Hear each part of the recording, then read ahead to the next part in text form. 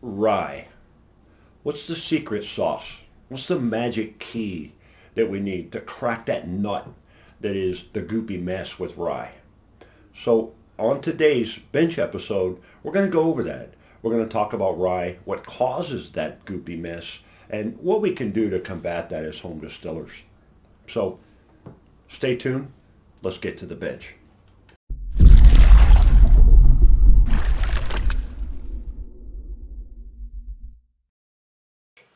Good evening. It's been a while. We've had a lot going on at the bench. We've had a wedding we're planning for one of our daughters. We've had a baby shower, a bridal shower.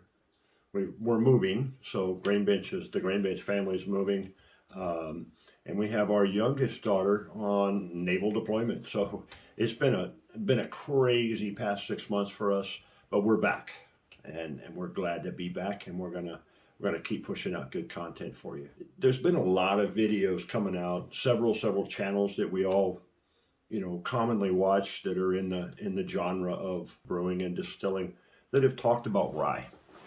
And every one of them, the common synopsis of rye is it's hard to do. There's a gooey mess that you have to deal with rye. So what is that gooey mess? And why does it happen? As alluded in the intro, we're going to dig into that. We're going to find out why that is. Jesse from Still It put out a really good video where he took his rye and he went to just a base, just did a normal mash with it to show you how hard it can be and what some of the problems are with rye. You've seen some of the old videos of George's that he's talked about using a lower rye content and augmenting with a little more barley. There's nothing to be scared of with rye. There's a lot of people that do 100% rye whiskeys. I have some right behind me. If you look over my shoulder, Woodinville is 100% rye whiskey. Woodford Reserve is a straight 100% rye whiskey. I've got a couple others that, you look at Balcones, 100% rye whiskey. How do they get away with that? Well, obviously, they're large distilling companies that are using steam and they have a different process. How do you and I, as the home distiller, work with rye and not have this goopy mash issue, So let's dig into that. What causes the goopy mash, right? What is that that's inside of that causes that? There's one and two single answers. The main problem is rye is high in protein, number one, and high in glucan. So the beta glucan that's in rye is what causes this congealing of the starches as you're starting to heat them up. It's no different than looking at adding starch into a turkey gravy. It's going to start congealing and get hard. The beta glucans, that's their job, is to get those starches congealed so that the amylase and everything else and the other enzymes, specifically beta glucanase, that resides in the alurome layer of that seed, can start attacking that starch and turning it to sugar so the seed can grow. So we'll jump into that. Let's bring some slides up. We'll talk about some of the different makeups and compounds of a seed. We'll talk about where these different proteins come into play in nature from a malting process. And then we're going to jump in and we'll talk about several ways you can try to keep this from happening, right? So let's jump in and do that. I'm raring to go, and I'll walk you through a couple of different things that I know that you can use either independently or together to try to get to 100% rye.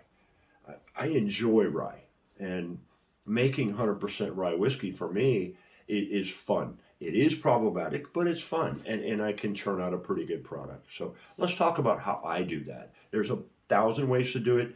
Everybody that'll watch this video may have a different way that they do it, but let's talk about how Kevin and how Grain Bench does it, and how we can comfortably get a good 100% rye mash and still deal with the beta glucan mush and sticky goopy gunk that is beta glucan.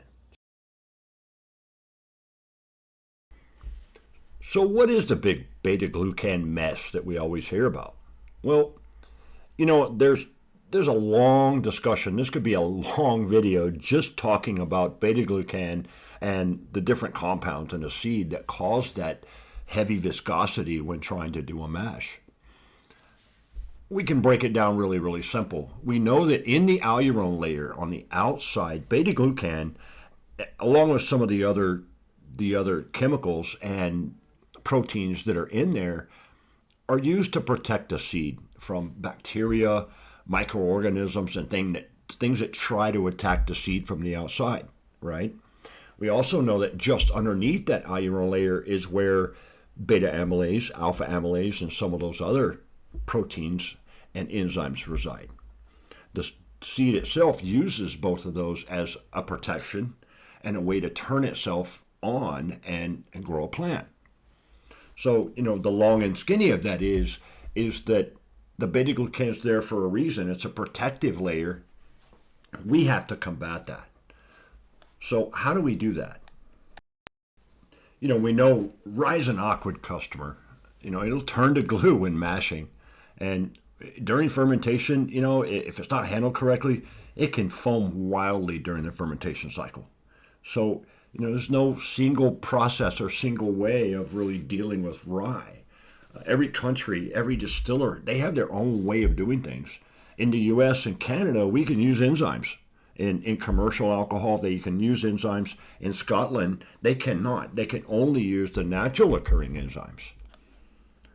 We also know that, during the malting process, large amounts of that highly viscous beta-glucan are released from the endosperm or by the endosperm from that alurone layer, and it also creates the beta-glucanase enzyme, specifically beta-glucanase 1,3, which is used to help break that down.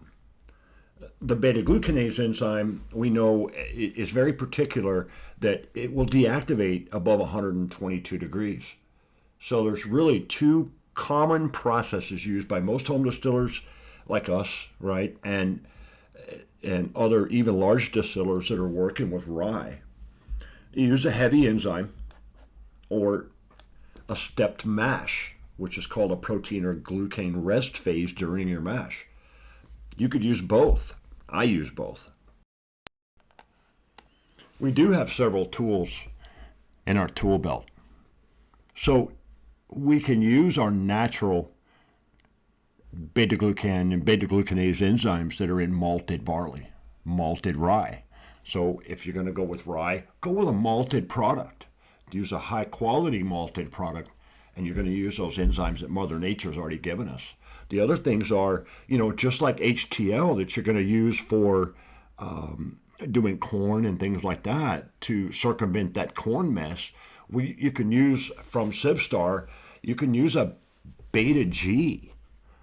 A beta G it's a beta glucan or a beta amylase. Diazyme makes a beta glucanase that is really, really outstanding. It's just like HTL for corn, except it works on that level from about 104 all the way up to about 130, and it breaks those chains down. So we do have tools at our disposal, and we'll go through some of those, how we would use them, but they all start with using a step mash.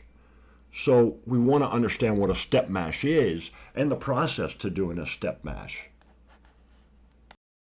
So the three things that I could really recommend to you would be to use a step mash technique.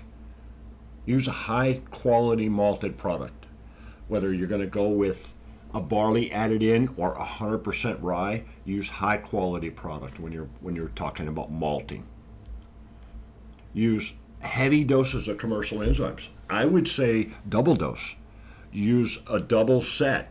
Use some at the very beginning, and you can come in and use a beta G at the end that'll work all the way down into fermentation temperature, and you're going to get the best yield, the best bang for your buck out of that rye. You're also going to keep that gloopy mess just not a problem.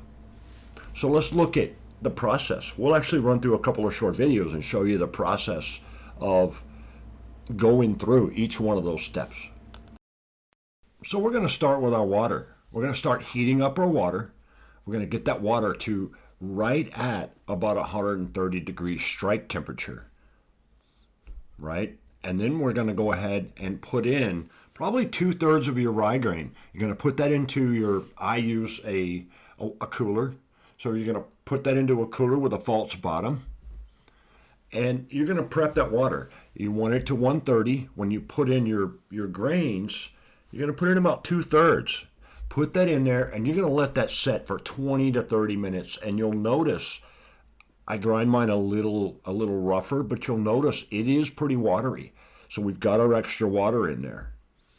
After that 30 minutes, go ahead and put in the rest of your grains. And dose that with your Beta G and your diazyme. I use both. And you'll notice I don't have a lot of problems with anything going on when it comes to a gloopy mess, because I do have a little extra water in there, and we haven't even hit saccharification rest yet. So it's still going to go through. We're going to raise our temperature and bring it up to 160, and we're going to add our amylase. But for now, we have a mash that's not really a big mess.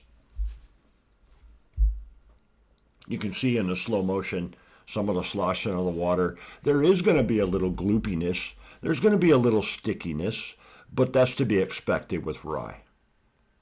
Once you've let this go, stir it a few times and let it set. Once you get to that one point to where you feel you've converted as much of that gloopy out of there as you can, then go ahead and start your saccharification rest like you normally would. Bring your water up to 160 at that point. Add your water to bring it up to 160. So you're going to add in strike water at 180 or 170-ish to what you have. You're going to add the rest of your grains in, and you're going to start your saccharification. We can sum this whole video up real quick by saying beta glucan is there. It's a mess. We have to deal with it. We've got several tools in our toolbox or our tool belt to be able to combat that, right? So using commercial enzymes, both the beta-glucanase, which is really, really good, and beta-G, which will work all the way down into fermentation.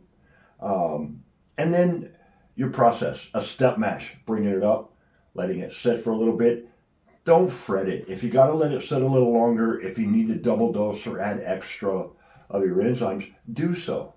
The point is, have fun and experiment. Use some smaller batches and test out your processes before you move on to a big batch. And I think you'll find it's going to be pretty easy for you. So, we made that. We went through that whole process. We distilled it. We put our clear spirit into a barrel. We let it sit for a year. Now what do we do with it? So what I'm going to show you today, just to finish this off, a little treat for everybody.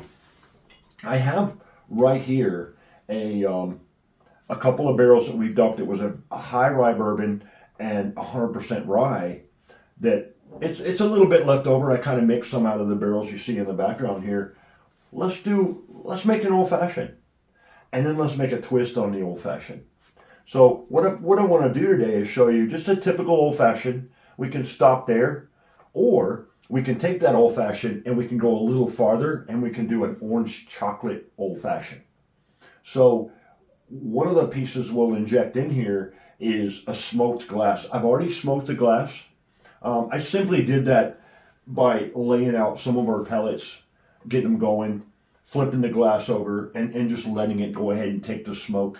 And I'll show a little quick clip of that here. A very simple exercise in smoking a glass. I took a couple of our mesquite pellets that we had from the smoking we did earlier. Literally, place a glass wet with whiskey over that. And you want to just let it sit. You want it to kind of puff out. You want that fire to kind of go down and billow out. You want the smoke to infuse all into the whiskey that's inside of the glass. So you basically wash the glass of whiskey and you put it down. You're going to note that that flame and that heat that's in there is literally burning up the oxygen inside. You'll see it puff here in a little bit. It's kind of cool to watch, but the gist of it is you want that smoke on the inside of the glass to give that glass that good smoky character that we're going to add with the orange and the chocolate. Then what we do from there, we're going to go ahead and take this glass that I've already smoked, and we're going to do an old-fashioned real quick with some of our product and the fruits of our labors. So, for me, an old-fashioned, that's probably one of my favorite. I like a Manhattan. I like an old-fashioned, but I have a twist on an old-fashioned that I learned in a bar that you guys may like as well. So really, to start with the old-fashioned, I like to use sugar in the raw. You can't get these in sugar cubes, so that is kind of a pain in a traditional old-fashioned. You use a sugar cube and you dissolve and muddle with bitters, right? So I'm going to start off with just a regular sugar in the raw, and it doesn't really matter. You can use as much. These aren't precise measurements. I'm going to throw in some maraschino cherries.